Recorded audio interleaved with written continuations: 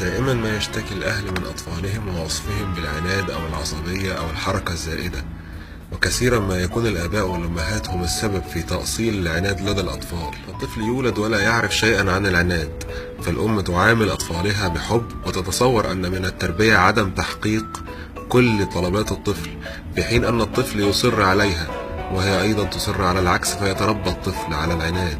التالي بعض النصائح التي ترشد الأهل وتوجههم للتعامل مع طفلهم لعدم وضع بذرة العند فيهم ابتداء أو في حال اتصف فعليا بالعناد.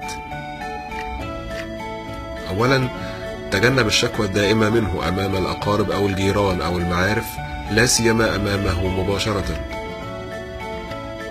ثانيا، تجنب التعامل معه بعصبية أو بصوت عالي.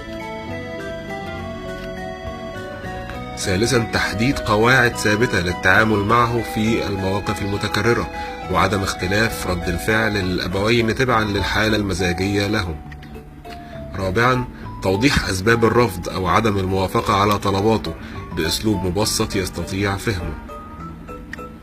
خامسا، البعد عن إرغام الطفل على الطاعة واللجوء إلى دفء المعاملة اللينة والمرونة في الموقف، فالعناد اليسير يمكن أن يغض الطرف عنه ونستجيب لما يريد هذا الطفل ما دام تحقيق رغبته لن يأتي بضرر، وما دامت هذه الرغبة في حدود المقبول.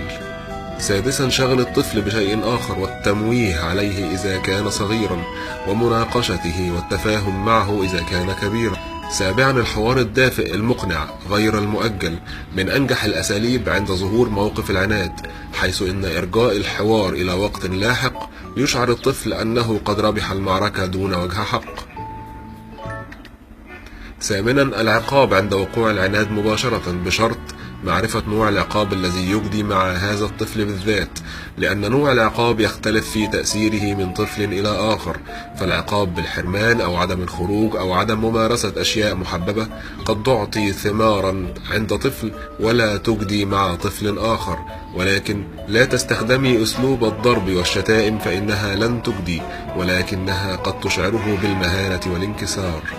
تاسعا، عدم صياغة طلباتنا من الطفل بطريقة تشعره بأننا نتوقع منه الرفض، لأن ذلك يفتح أمامه الطريق لعدم الاستجابة والعناد.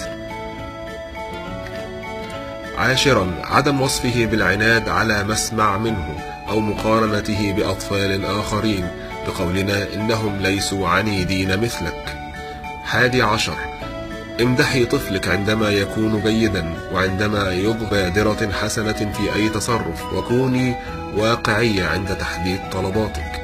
أسأل الله العلي القدير أن يهدي أبناءنا ويجعلهم قرة عين لنا وأن ينفع بهم.